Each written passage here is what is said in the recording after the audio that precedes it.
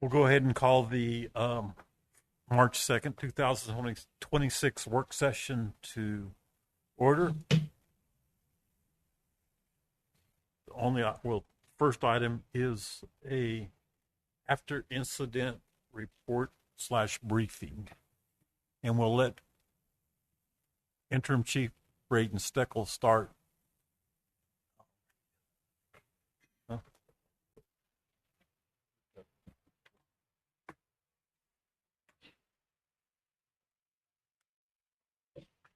It is being live streamed, so you're facing this way. Interim Fire Chief Braden Steckel, Seward County Fire District. I think it'd be a good idea if each entity involved that's going to be speaking today kind of list out an order of events that they experienced that day, so we can kind of piece together a timeline, because not one entity actually seen all these events that occurred that day. I think it'd be good practice for each entity to list a couple good things that they've noticed during these, so we can keep continuing good practices, and to go ahead and list at least one negative. That way we can figure out what's going to help us fix any issues, if we can fix any issues, which direction we need to head. As far as the Seward County Fire District was involved, believe it was shortly after lunch, we were asked by Beaver County to assist them with the fire. While we were getting staffing in place and seeing where we were that day, Texas County had a fire. Then later, Stevens County communicated with us that they were heading to Texas County to help. So if we could stick around our county to help cover their county, yeah, we can do that. Around 1332, we were paged out to Tyrone Fire. We sent 5 units that way to help with that. That's the fire that was heading straight for Tyrone. We arrived on scene to help mitigate that incident. We were able to get a handle on that with them. Directly following that, the Stevens fire was still burning towards Seward County. I believe right after we left Tyrone, it was probably in Seward County. Around 1450, our additional units that were still in county headed to the west end of the county to help us track down our fire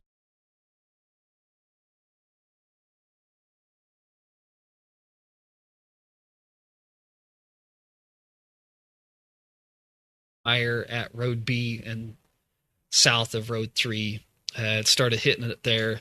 At that point, tankers started coming in, discs started coming in to help us start choking that down. We eventually got that stopped at Road 3 and C.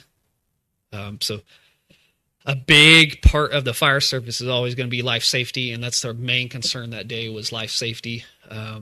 We had homes in that area. With the wind shifts, this was heading directly towards Liberal.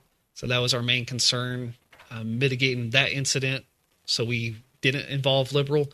But several things occurred during that timeline while we were there.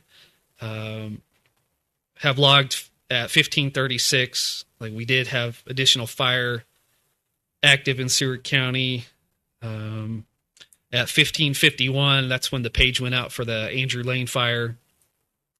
1400, Haskell County and Liberal Fire went en route to Andrew Lane Fire. The Johnson County Task Force went en route to the Andrew Lane Fire. The city Liberal did utilize one of our 6x6s that was still at the station to be better equipped to go assist with that river fire. Sublette went en route at 1405 to the Andrew Lane Fire. Liberal went en route at 1610. At 1614, the fire was at the bottom of the river. 1637, a plane was en route to assist Andrew Lane. 1655, planes went en route to Andrew Lane. 1712, the Kansas Forest Service went on scene at Andrew Lane. 1713, Johnson County did. 1747 is when we logged that the fire was knocked down at Road C and 3. The same thing that happened west of Tyrone was happening in Seward County. A lot of the fire we were dealing with was in corn stubble. Yeah, go ahead. Hold a second. So, is the Andrew Lane fire the same fire that was at the river that went clear Yes. in Meade County? That's Yeah. all the same fire? Yeah, that's the river fire. Okay, and what time was east of town knocked down? Did you just say that at B and or did you not? That was the west of town fire. The west of town fire? So that was the Stevens fire. And it was over when? It was knocked down at C and 3. So that's At what time was that? 1747. Okay. And I just making some notes. Yeah. I wasn't keeping up. what was happening that day in the corn stubble, you get it halfway shut down, and then corn husk would blow 100 yards out in front and start complete new heads of the fire. So we were still working on containment completely on that west fire at that time. That was when we logged forward progress stopped at 3 and C. So we still had to dedicate units west of town. At 1820, we have 2 addresses. One address was burned at that time, and another one was actively burning.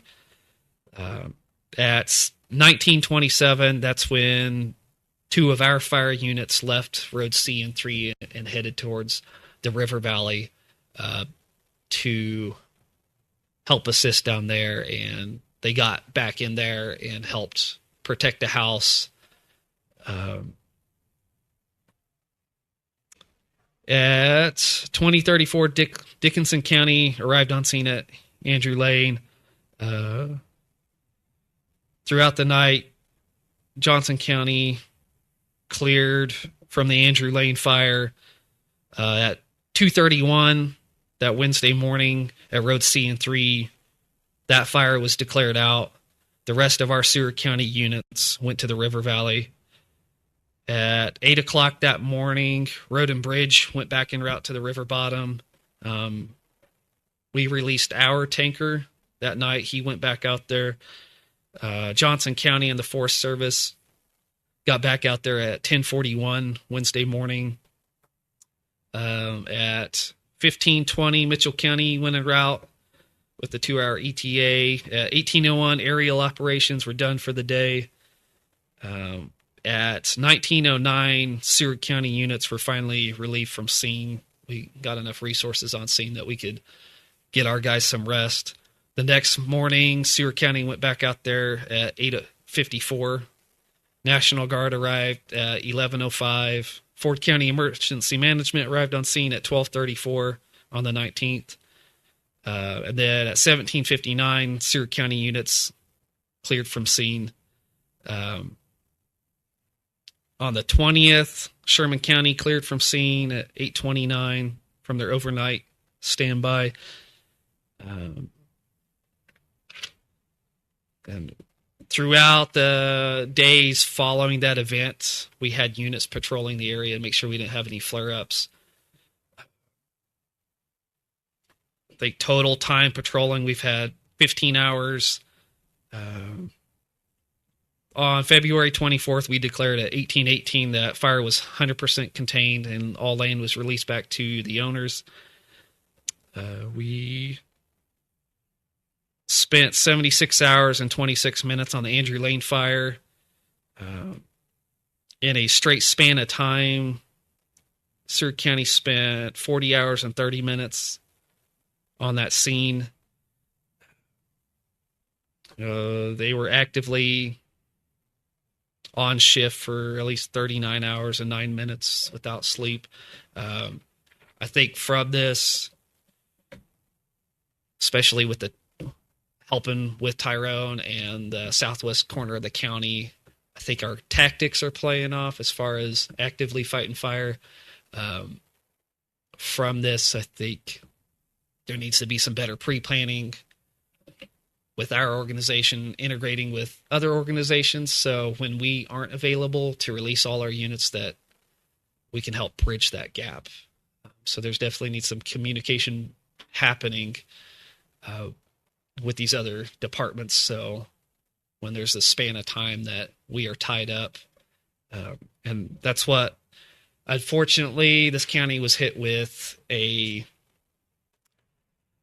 everything dealt at us at the same time. If that was the river fire, if that was the only fire we had to deal with, maybe it'd end up different, but we had several fires happen at the same time, and unfortunately we couldn't get all the help we needed to when we first needed to, just because there's fires going on everywhere. I'd open this up to next department so they can fill us in on what they did that day and good things they seen and some negative things they seen, unless any of you have any questions for me while I'm up here.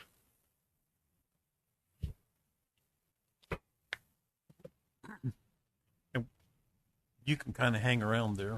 Yeah, I'll be right here. And so we kind of put this kind of in order. So anyone from the sheriff department?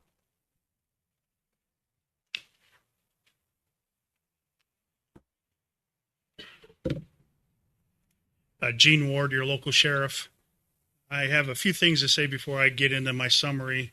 I do have a jump drive of the entire fire, not while it was active, but the burn charred marks from Andrew Lane to the end of our county. I'm not sure who to give that to, but you guys decide. You? Oh, sure.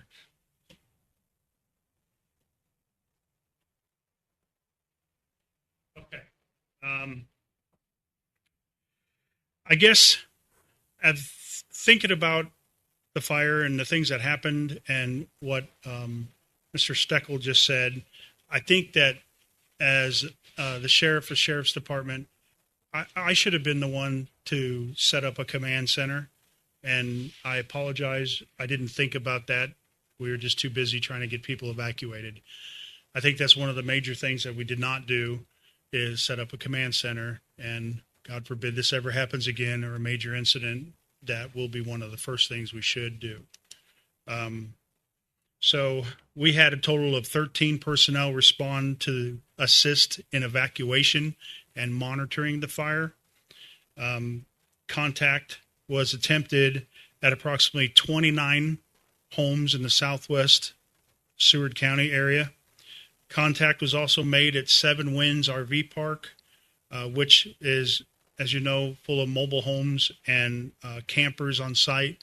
We contacted Lone Star Business and then the other areas around there. Then we transferred to the River Road because we knew the fire was going down there. I personally went to each house on River Road before the fire got there. There was only one house, the first one, that's even occupied. Everything else was vacant.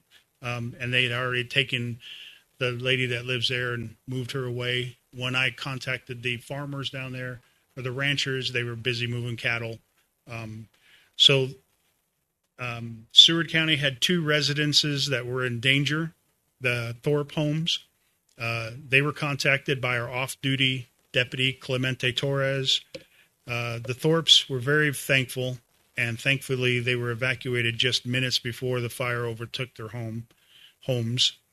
So while off duty, Clemente became aware of the fire moving towards the Thorpe family farm.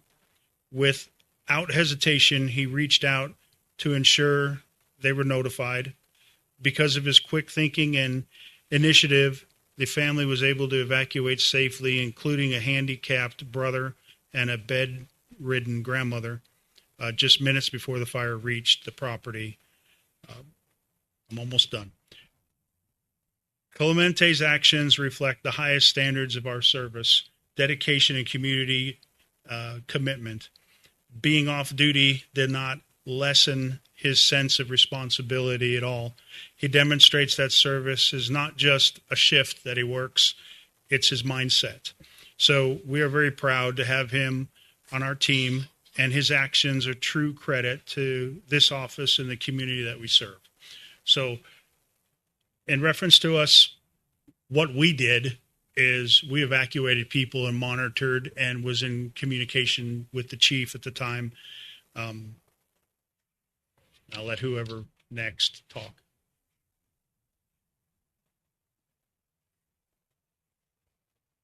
Road and Bridge, Mark. Good evening, Commission. Mark Johnson with Road and Bridge. On that Tuesday, we got a call, fires broke out, and I'd sent a truck. Jace Paris was in the truck, and we went to assist the fire in Tyrone. We were on that fire till about 8 o'clock, and then prior to that, my foreman, Anthony, called and said that the request for our blades on the river fire. So I okayed that. We had 4 blades on the river fire for 2.5 days, and with our dozer. So, and for the amount of training that my guys have fighting fire, which is probably slim, I couldn't be more proud of them on how they did it, how they contributed to stop the fire. So, and some takeaways I would put in there, not being able to communicate with them. Our road and bridge radios didn't work that great in that river bottom, and it was very concerning when you would call out for someone, they wouldn't answer back for 10 to 15 minutes. You don't know what's going on with them. So that's one concern I think would be an issue if we were to have to do this again.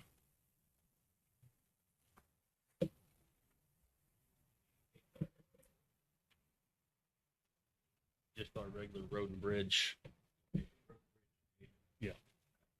Yeah, we would lose communication depending on where you were at down there. So, but we got a lot of compliments from the surrounding firefighters from Olathe, the National Guard, Forestry Service, that they would take our guys in a heartbeat to go fight a fire somewhere. So hands off to those guys who helped, and our maintenance crew keeping our equipment running through that time. So, any questions you have for me?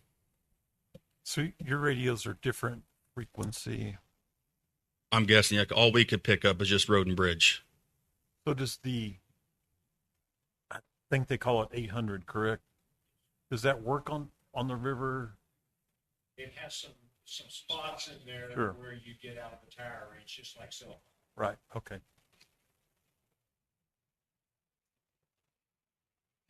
So are those radios capable of taking that channel, that all communication could work together? We've got two generations of radios. The ones we had prior to that we got through Homeland Security, and those radios, they can take the programming, but you can't encrypt those. They're the older ones, and that's what they have. They can be programmed with the same exact frequencies that took the encrypted channels. So we could up that, we would have communication with several frequencies with the state template. They just can't have one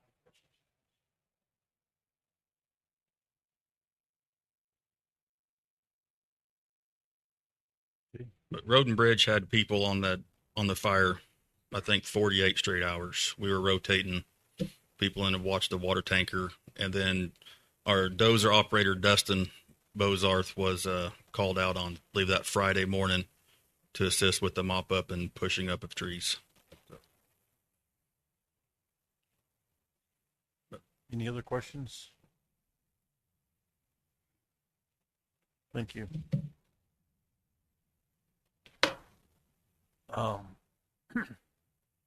The LEPC, Local Emergency Planning.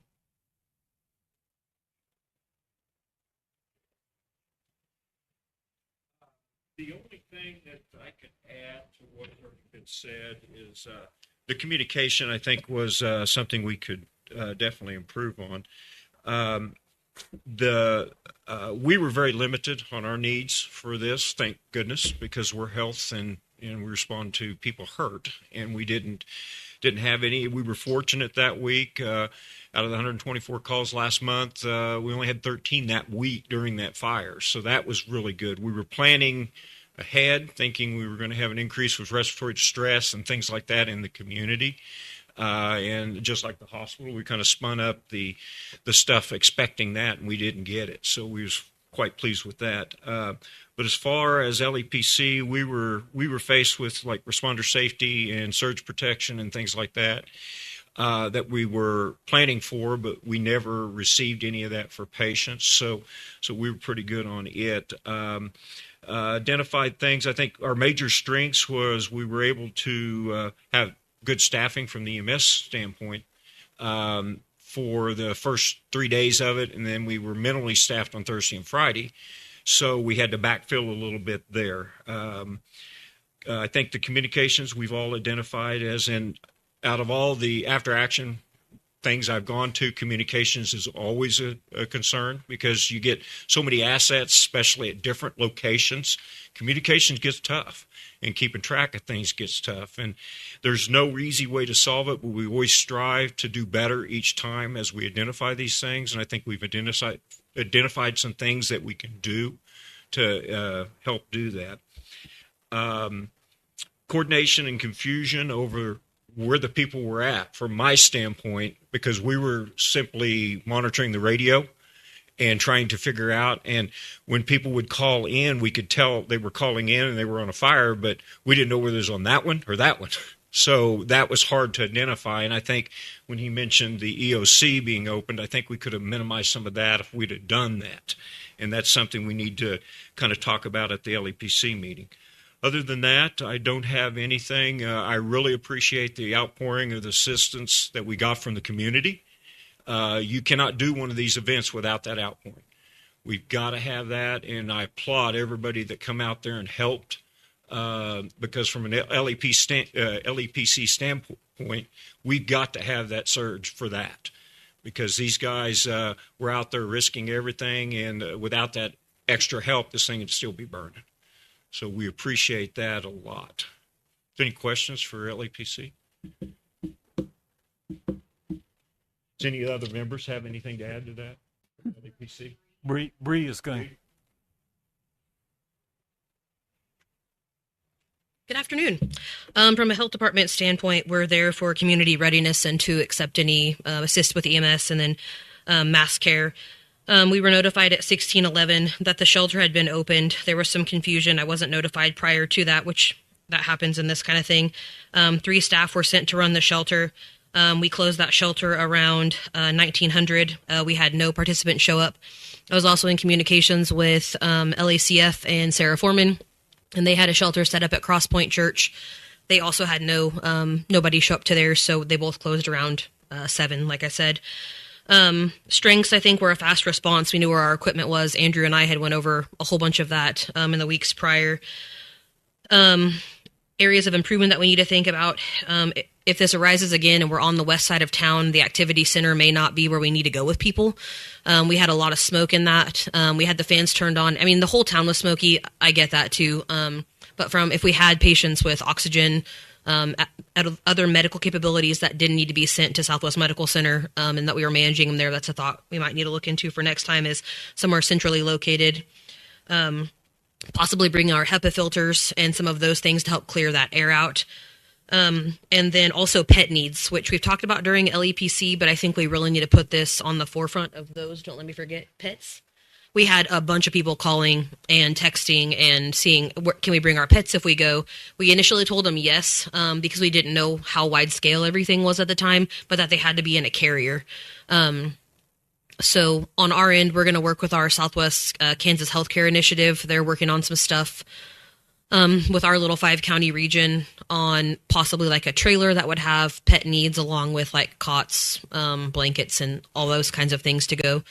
And then we do have some extra funding inside of FEP, which is Public Health Emergency Preparedness, to possibly be purchasing more cots, and then the other emergency needs that we would have if we did have a mass response of people that were displaced. Questions? Thanks.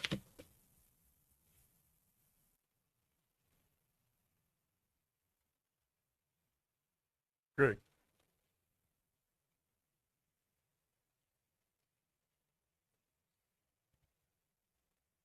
Greg Freelove from Southwest Medical Center. As far as our direct involvement, we had some facility issues that we had to take care of. Ended up canceling or actually postponing a couple of surgeries due to the amount of smoke our building was receiving and having to shut the air down, and we can't perform safe surgeries at that point. The overall at our facility, it went well. The one thing that I think some improvement, and John and Gene already touched on it a little bit. If we stand up the EOC in a situation like this, getting the public information out a little bit better. So you're not having staff come to you and say, well, we heard this or we heard that. We actually have an answer, because I had 3 or 4 phone calls that they were evacuating Liberal and various different things like that during the fire to the southeast. And I did a little bit of research, reached out to some folks, and they said that was false information. So just a little bit better public information sharing in a big incident like that, because, you know, the response information is definitely important to keep the responders safe. But if you've got 18 to 20,000 people that are all worried, getting the information out to them to either alleviate that worry or get them where they need to be in a good fashion is a good thing. So, and that's all I've got, unless somebody's got a question. Thanks. Thank you. Administration?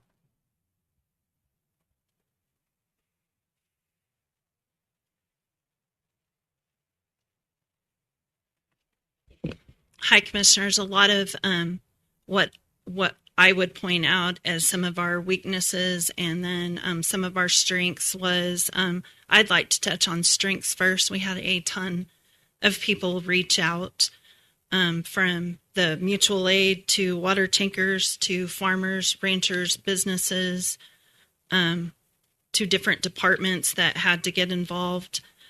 So I have put a list together from my standpoint and have shared that with Rosa Conley, Chief Barkley, and also Interim Chief Steckles, so that we can get our reports completed and to the state. It's been stated, I think my first phone call that day was to Rosa Conley. She's a new emergency manager coordinator. She had only been on the job for a short period of time. And wasn't prepared for the perfect storm that we had that day. And so the phone calls were pouring in. Unfortunately, we had some storm watchers that were saying that Liberal was being evacuated, and that brought up the points that Greg Freelove talked about. And then, of course, the college started reaching out. The city of Liberal started reaching out about evacuation. I too believe if we would have had the Emergency Operations Center up and running, we would have had our public information officer. We would have had the people that were helping outline where the mutual aid needed to go. And most certainly we needed somebody that was in command at the river fire. So those were areas that I think we made it through it, but definitely areas that we need to improve on. Good afternoon, Commissioners. Brock Tyner. I was on both sides of the fire that day, in equipment and then on the ground with coordination of supplies and equipment. I'd like to thank these guys sitting here. We had a great group of guys show up on the equipment. We were tasked with doing some sketchy stuff. I'd like to say what safety stuff we have implemented in Seward County paid off that day. Everybody arrived home safely. Equipment was safe. We did our diligence down there. I really commend everybody with their attitude. There was no bickering. There was no bad attitudes. We all had a job to do, and everybody just jumped in and we did it. That's some good takeaways. Some bad takeaways. We need a chain of command to put in place when the fire department can't get there. We need somebody in command here We need somebody in command there on the ground to deal with the resources. We need muster points. We have a trailer. We need that loaded with supplies and the other supplies that are coming in. Centralize and locate that stuff strategically along with the tankers, the equipment. And the person on the ground at the fire needs to have the plan. What plan are we setting forth? Communication was a big thing. How are we going to execute the plan and then see that plan through? We made it through it. We had several people that stepped up into that role. And we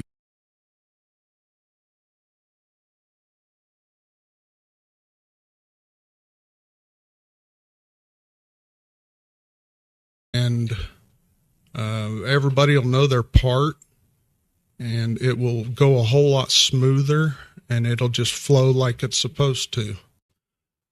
We needed diesel. We need to work that out to fill mutual aid trucks while they're on the scene. I think the tanker situation, once we got where they were going, was handled very well. We're rotating the people out and basically left our tanker there, and those tankers filled our tanker and ran the water to us. Then we also have the farmers with the tractors and the discs.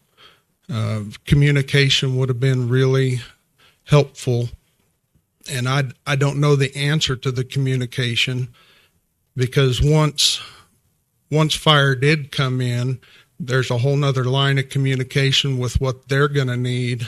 So I really feel like we needed somebody in a definitive on the ground operations standpoint person to carry everything out as far as what mutual aid needed. We had the National Guard, we had Forestry Service, and then we had Seward County Fire. And not all that meshed at every chance down there at the river fire. So those are kind of my takeaways. We had a big outpouring of support, supplies. But in the midst of that, there were a lot of people helping, but nobody had any rhyme or reason to how it was going down and how the supplies were getting out to the people out down in the river. That a lot of times we didn't know some people were down in there. So communication would have been very good for that. So we could have kept track of where everybody was at. So, any questions for me?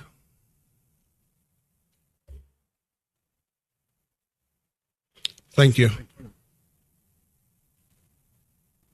Is there anyone from dispatch here?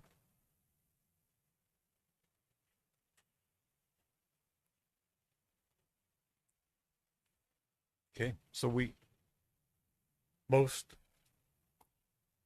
of us filled out incident reports with suggestions of improvements, and those will all be put together and combined, whatever, reduced down to common comments, suggestions will be reduced down.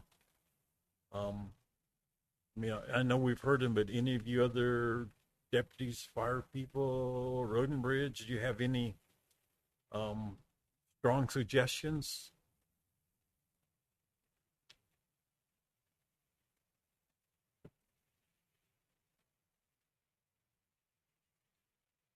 Good evening. Good evening, Commissioner. Sorry, I'm just not getting over being sick. I don't really have any negatives besides the whole communication thing, but I want to thank Clay, Steve, Brock, and April for bringing the supplies to us, for all the guys, the food, Clay for just leadership, Brock for hopping him in a blade when needed, and I mean, that's all I have. I appreciate everything. Thank you.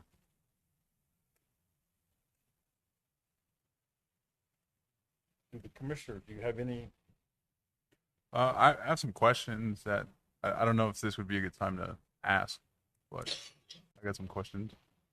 That's okay. Fire away. Okay, sounds good. You know, I don't think I should be saying this, but I will just so it's communicated clearly. You know, with these questions and even during this time of kind of debriefing and understanding the situation, I hope everybody understands that this is just to better ourselves, that it's the ego and everything else got checked at the door. And the reason why we're here is to better ourselves and to better respond next time. So, you know, again, if some of these are commonly understood, I apologize and forgive my ignorance. I just want to understand a little bit better. So, like with fire, one question that I have. So you kind of brought up kind of planning and kind of communicating with different counties a little bit better.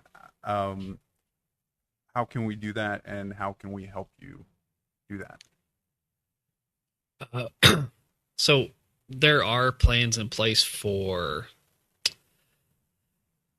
additional training with other counties. I think a big problem that we ran into that day was everyone was dealing with their own fires. And unfortunately, if we can't handle some of these situations in-house, then we might not get any help. Like, we got to be prepared for that day that we make the call for help and no one's coming. Mm-hmm. From this, I would like to just be better organized with whether it's road and bridge, landfill, whoever is going to be out at these fires. That some of these are just moving parts already. I was going to suggest that from this, I don't know if we want to call it a committee, but 4 or 5 people on a committee and start hashing some of this out. If you noticed, the first responders that got up and talked mentioned incident command system, and that gets thrown out a lot. Like, that's just natural in our world. And I think we forget sometimes that that's not normal for everybody else outside of that first responder world. It's a way for us to control the chaos a little easier. So I think that some of that just needs to be in place, that if it is road and bridge or whoever's running graders, there's a person in command of graders, like they run that branch. There's a person that's handling water supply. So we don't have to have one person making 30 phone calls. It's a little easier span of control for everyone, that it spreads out that workload and all these. And I'm trying to avoid that, building a system that just has one person. Like right now, we don't really have an emergency manager. It's like, that's not your answer either. Like, he can help facilitate this, but we can't base a system off of one person, because when that person's not here, our system's going to fail.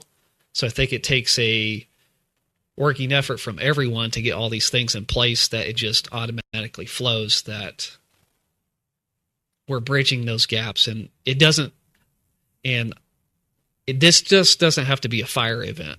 Yeah. Like, some of this needs to be in place when a tornado comes through the county, that we're already prepared and people are ready to step up and know how things work. And so I think some of this, we just need to form a committee and start hashing out these ideas and get all this feedback from all these different departments and bridge those gaps, especially the communication issue, that maybe we can help solve some of those issues. I gotcha. Okay.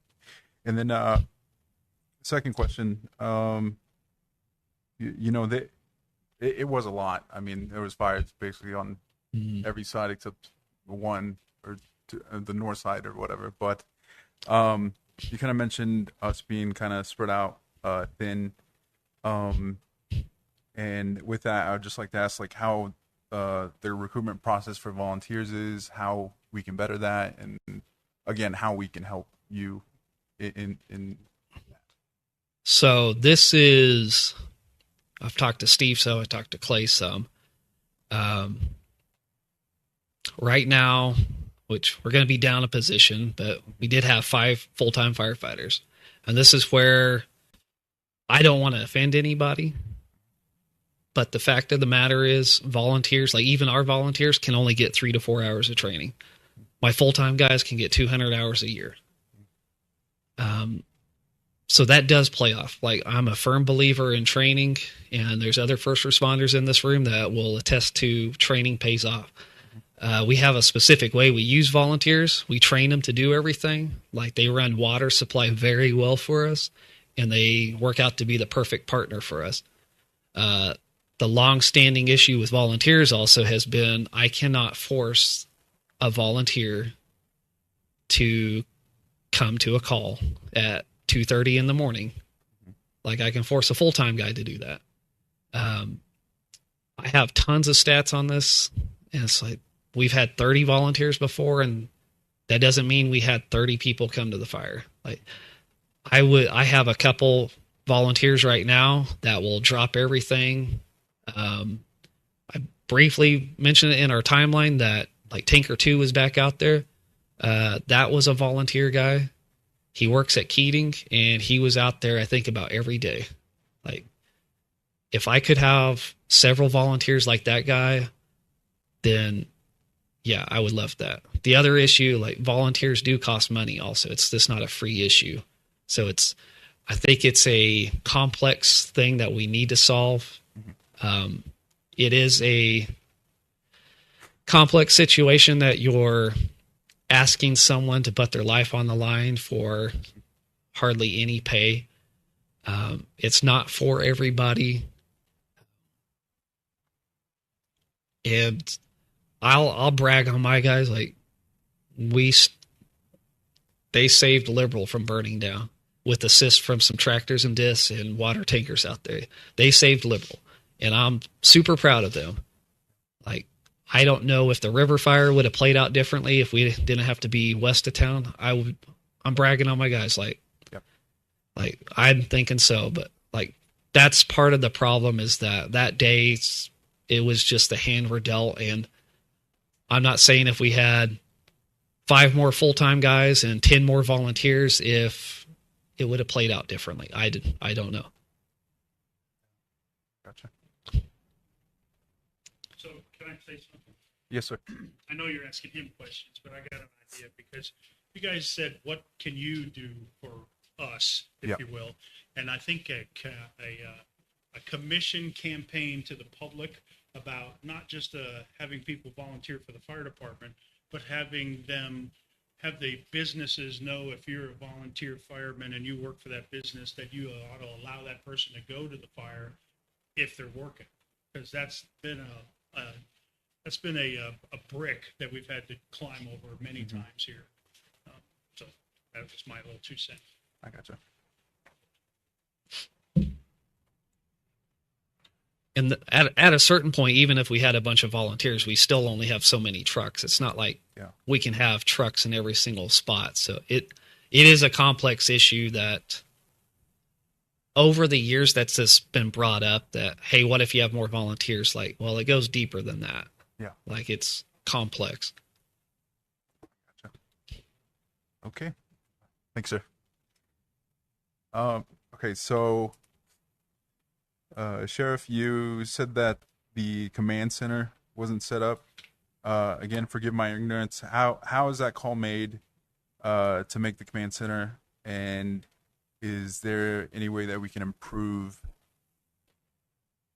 that process, or what does that look like?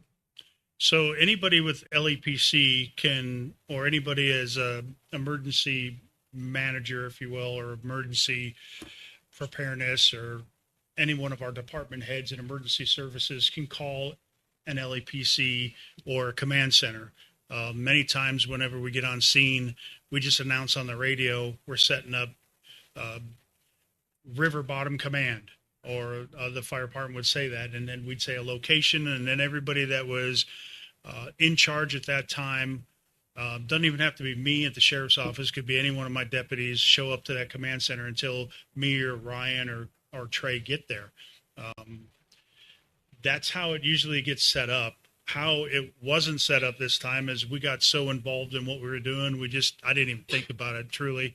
And I don't think anybody else did. We do train many, many, many hours on setting up a command center. And we were just so busy of thinking that Liberal's going to burn and we need to get people out of the way from the fire. But I guess just, I don't know, reminding ourselves that when we have an incident like that, that we definitely need to set up a command. Gotcha. All right. Thank you.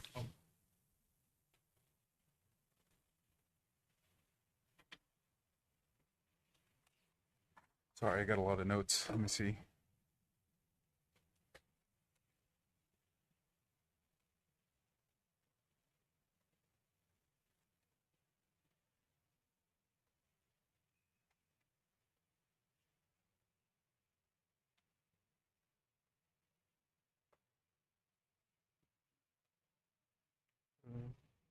Okay, health. So, Bree.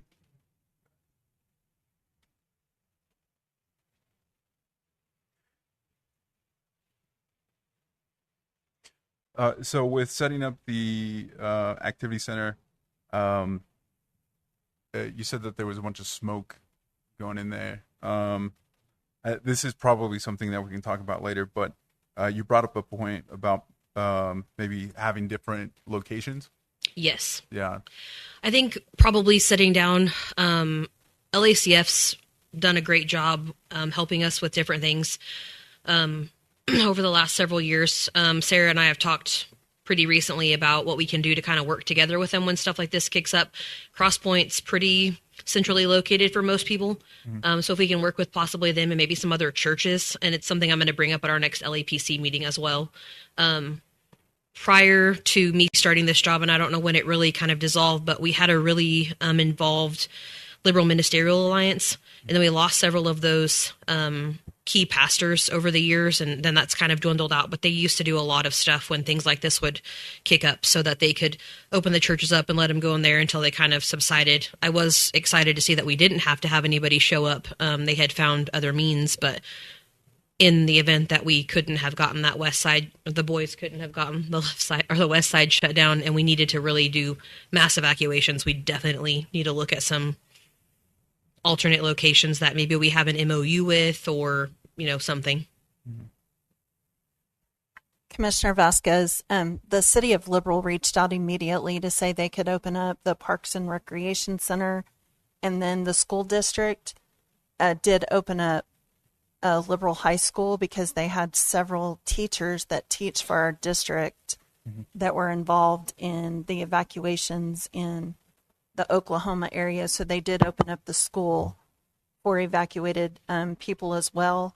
And I think they had a number of people in Council of Governments. They reported, I think they had 20 to 30 people, displaced teachers that showed up and stayed at that evacuation point until they knew if they could go home or if it was safe to go home. Yeah. I think that's one thing we didn't touch on was if we would have been in school during that time. Yes. Like working with the schools and where they're evacing and not evacing, and do they stay, do they go, is this location, you know, that needs to really be talked about too. Turpin got into that, if we were going to send buses or not, with the fire being at State Line. And if we would have been in school and it would have been Pancake Day, I think we would have had a whole nother element to this situation that nobody did address. I just wanted to make sure that was noted somewhere.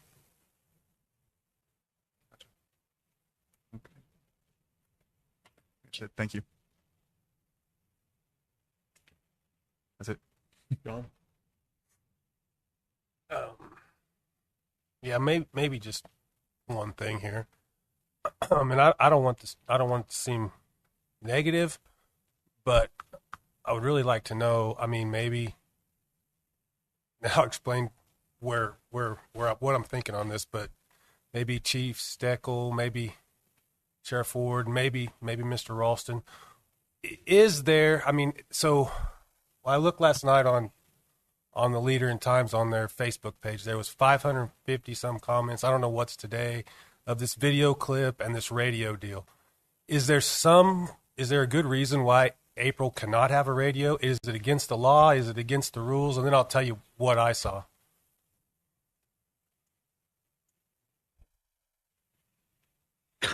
I think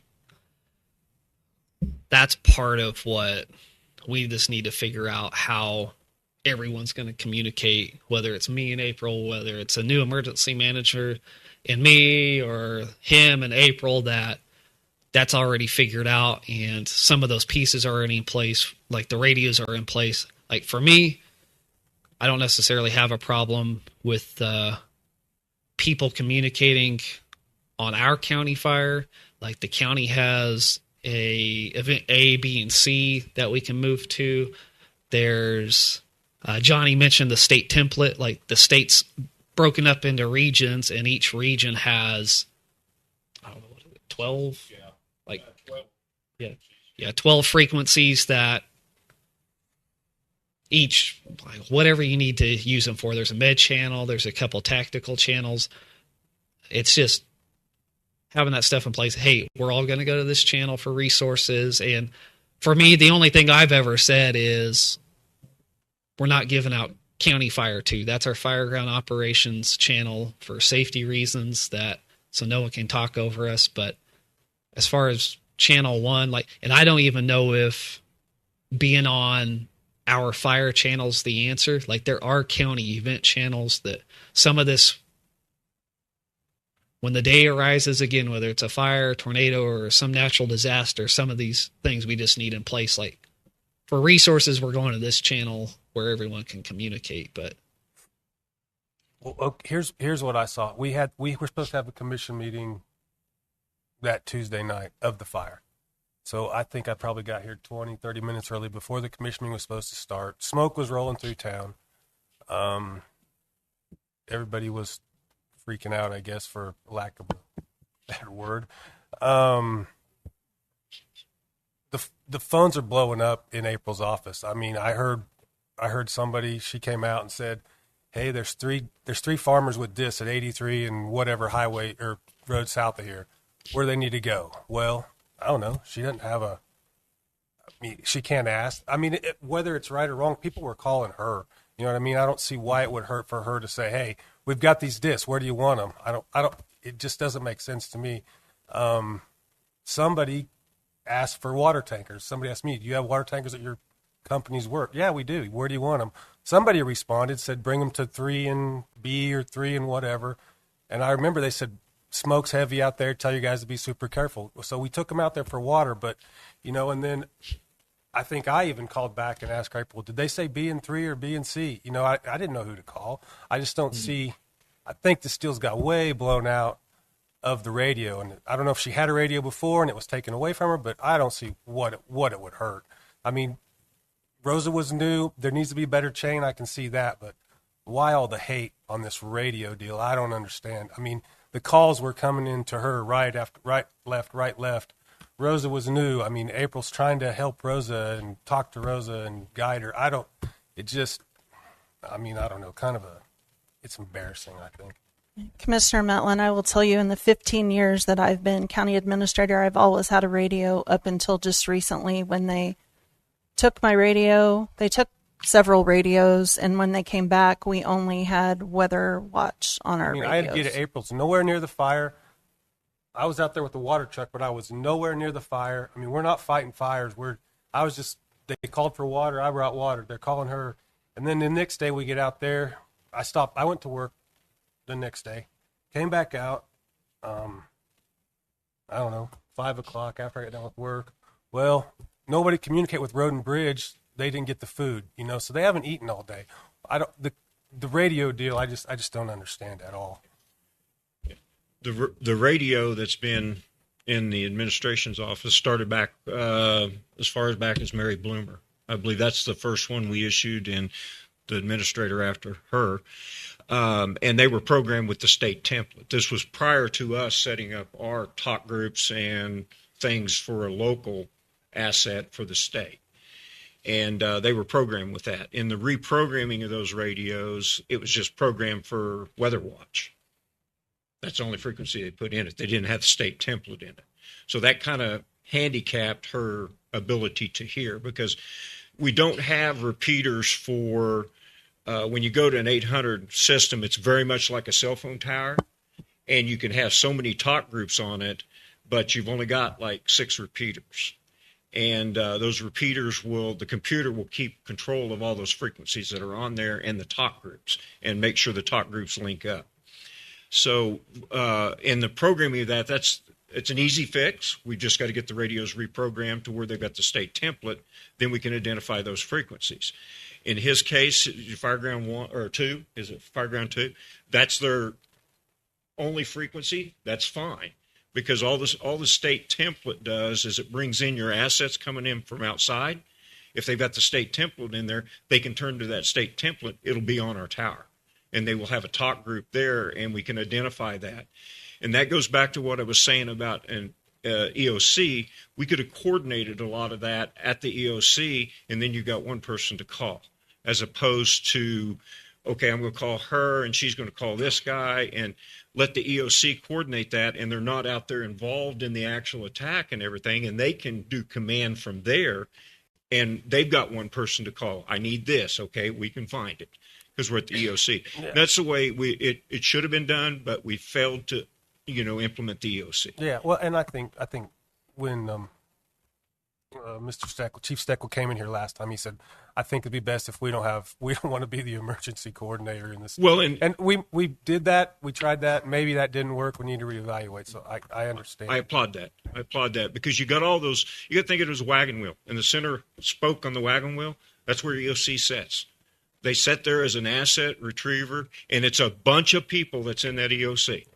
And if it had been opened, April Brock, some of the people here, myself, we'd all been in the EOC, and we could have been coordinating some of that, taking the relief off these guys and trying to track some assets.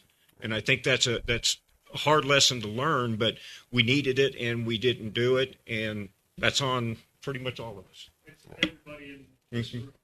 Yeah. Well, I think we can fix that problem. I mean, you can say what you want. I'm sticking up for the administrator or whatever. I guess I am. I was here for 15, 20 minutes, and it was chaos.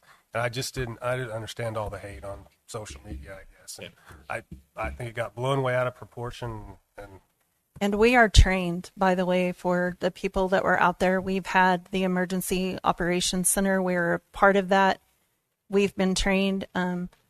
I myself have been public information officer in the past, and I've also been the one that coordinates all of the resources coming in. And the deal with the radio was not needing to talk on the radio to have communication. It was to be able to hear where the command sites were, where we needed to send the water tankers, where we needed to send the farmers with the disc. And unfortunately, we didn't have anybody doing that. And so that was my need for radio, not because I need to be in control or that I need to be micromanaging anyone or talking on the radio. There was a specific purpose for it.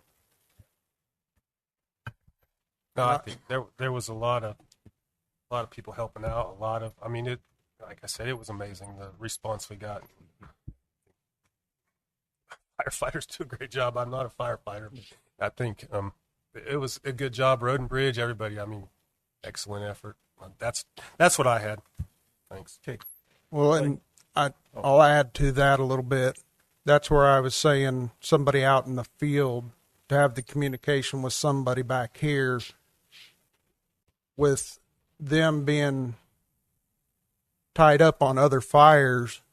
We have that set command to where it just flows, and the administrator could be in contact with that person while they're setting up. Okay, we've got a command here.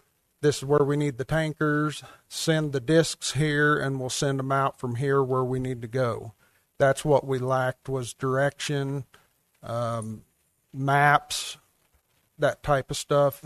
There was a lot of terrain down there that was very hard to navigate, especially at night. Just getting the resources to a centralized location in the field and dispersing it from there is what we really lacked, and we made it through it, but I think we could do better. Commissioner Lauterbach. The only thing I want to say is I want to thank you all. We were dealt a pretty sorry hand that day, and we did what we could to get by. Did everyone do perfect? No. But we managed to get through it, and it could have been a lot worse, and it wasn't. So I just want to thank you guys. Mr. Stanton. I guess this question would be for the sheriff or the chief. With what frequency do we drill an EOC? Well, for a drill, Do we do a drill with the Emergency Operations Center that involves everyone that would actually be in That it would be once the activated? LEPC. There is no specific frequency. We do drills, and usually they're off radio. Unless you Yeah. have something different. But I mean, there- LEPC does drills. Yeah. We do tabletops. Okay, things of that that's what I'm asking all about. the time. Yeah. You bet. I mean, there are, I guess, if they see fit, like we can use a radio channel. We just got to designate one and then let dispatch know this is only a drill, and everyone knows this is only a drill, and don't panic. And So when you actually activate an EOC, how many people are to be in that location? It's quite a list, isn't it? a lot of it kind of depends off what Nature incident of the do we event. have, how many branches do we need, who needs to be involved, so it can have a wide I span. think there's 45 people in EOC. Or If everybody was involved. if everybody Yeah. was involved, there's 45 people in LAPC. But the EOC is what, 10-ish, 15-ish? Yeah, roughly. I mean, that's what you probably have in there. We're required to drill at least once a year. Okay, drill the plan, and then we try to feed that off of our assets, because like the hospital, they're required to drill 2 times a year. Of one has to be an actual drill, the other can be a tabletop. Mm-hmm. So we go through those, and the process of doing that is just there. But when you write down a drill and you plan for it, you're almost planning for, okay, what can we handle? And then you get thrown this one. Have we ever drilled something to this magnitude where we divided our assets as much as that? Probably not. I don't remember of one. The airport has to have a drill. I think there are three drills, and we've done those too. And we work through them. I'm sorry? The nursing homes. Nursing homes have to have drills. And we run through this a lot. Every 3 years. One every 3 years, okay. And I think our last one was last year, wasn't it? The airport? Or did we just drill before the air show? We just drilled before the air show. That's what that was, because you guys were out there. Yeah. But we do plan it, but going through the full action of that is sometimes cumbersome, because people are taking it as a drill. And when you get pushed to this gamut, then that would have been an answer for some of the issues, but I have to echo what he said. This had a great outcome compared to what we were offered, and I applaud everybody's effort, because everybody in this room worked their tail off to get this to that point. Yeah, my question was very simple, that we are drilling the EOC. We are drilling, yeah. Okay. Any more questions, guys? I guess I'll sum it up. You mentioned it once. Probably the most important thing is we had no equipment damaged, maybe minor, that I'm aware of. We had some fire truck damage, but our guys took care of it. Right, repairable damage. But the most important thing is no one had to call John Ralston to come get anybody. Everybody came home just like they went to work. We had no injuries, no deaths, no nothing. So if there is a big positive of this deal, it's that no one. Yeah. But I mean, as far as personnel, we lost no one, no injuries, no nothing. So we can all hold our head high and thank you guys. Even people at their houses burnt. There was, to my knowledge, there was no injuries in Seward County. Yeah. So, all across the board, we may need to make some improvement, but it worked. Okay. Yep. And we're gonna make. I mean, you're gonna compile everything. We will have some improvements to make. And I would say so. This doesn't go to the wayside. That I don't know if anyone has suggestions. Like if we do some type of committee, like who wants to be on that committee or needs to be on that committee, and it doesn't have to be everybody, but then, well, We can make it so. We need to. we'll do that. Okay. Again, thanks to all that helped. I'm sorry, Road and Bridge. Oh, yeah.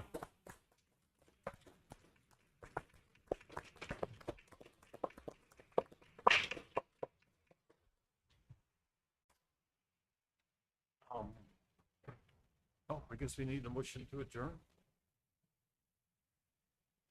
I will. A second. We have a motion by Commissioner Lauterbach, second by Commissioner Metland to adjourn the work session. All in favor, raise your right hand. Motion passes 5-0. Again, thank you all. Thank you.